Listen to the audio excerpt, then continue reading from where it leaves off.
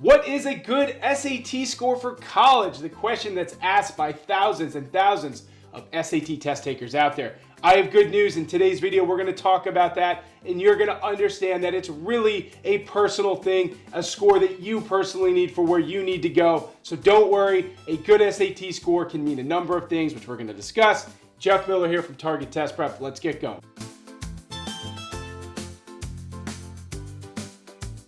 So you're probably wondering, what is a good SAT score? And like I said, this is relative to the test taker. Whatever the person sitting to the left of you and the right of you thinks that a good SAT score is, it doesn't mean that's a good SAT score for you. So that's going to be the theme throughout today's video, and I'm hoping that's going to make you feel better about your goal and maybe what your SAT score is. So the average SAT score right now is about 1,050, okay? So that could be a good SAT score for you. You don't know. So how do we know what is a good score? Well, a lot of people say 1,300 plus, 1,400 plus, 1,500 plus. Yeah, that could be the case, but it also depends on where you're going to school. So the first thing you need to figure out before you get into this SAT game, and even before you start your prep, is figure out where you want to go to school. Once you can figure that out, we'll talk about this in a minute, you need to figure out the score range of those schools, and I'll give you a specific example, and then you can figure out what goal you should be shooting for. So if the average score at your desired school is 1,200 and you get a little bit above that average, I'd say that's a good score for you. If you get below that average, yeah, it might not be as good, but maybe it gets the job done. So the point is, you're never going to know what a good score is for you until you do the research. It's easy. How do you do the research? You go to the school's websites, you look at the scoring data. For any reason at all, you can't find it. You give the folks in admissions a call and you let them tell you either they don't have the data or what the scoring averages are, because you have to go in to your SAT prep armed with that knowledge so you know what kind of score you need to get a good score for you.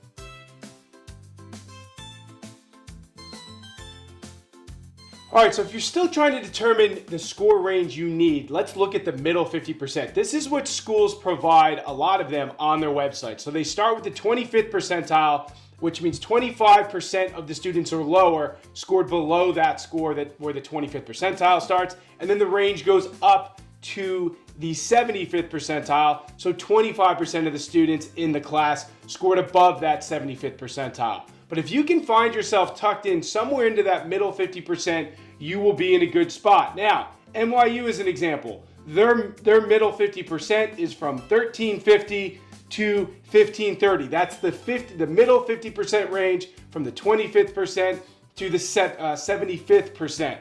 That would be a score to aim for NYU because you're in that range. Now, obviously, the higher you do, the better, right? You always want to go for as high as possible. You never want to say, well, what's the bare minimum I can hit? And it's fine if you get the bare minimum and you think you're a great applicant, but remember, you want your SAT score to be one of those things that helps you and doesn't hinder you.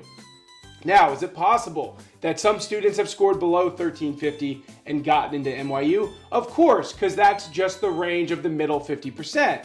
But like I said, do you want to be that student that's getting in based off of your overall profile and hoping that that's enough? Or do you want your SAT to add to that profile so SAT plus great profile gets you into the school?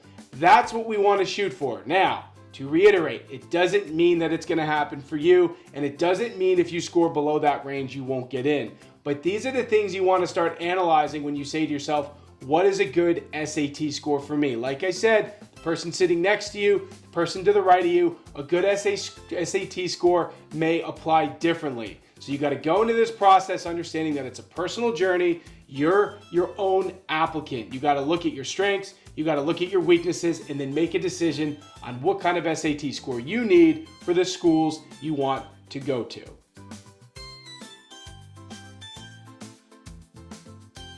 Some may be wondering, what's a good SAT score for scholarships? Scholarships are great. They help us save money when we go to college.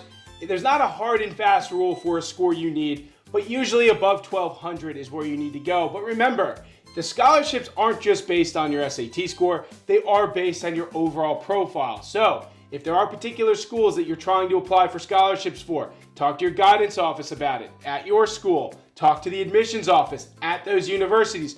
Don't just assume that there's a rule of thumb and that's all you have to follow. The more people you speak to, the more information you can gather, the more well prepared you'll be going into that situation. So you can say, yeah, 1,200 is fine, or no, I need a 1,300, or I need to work on other aspects of my application to be a better applicant for a scholarship. Be armed with all of that knowledge, so it's going to put you in the best position for success.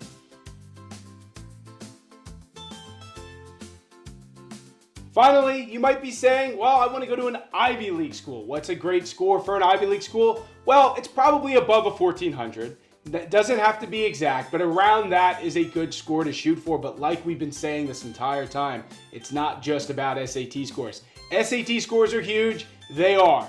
But your overall profile is important, especially as you get to more and more competitive schools. People are going to have great profiles along with great GPAs and along with great scores. So you've got to keep that in mind. And again, if you're wondering about these exacts of these scores, reach out to admissions, speak to people over at these universities, gather as much information as you can, make the most connections you can. These are all things that go into the process of getting accepted to school. But to reiterate, your score is your score. It's what you need based on your profile, even at Ivy League schools.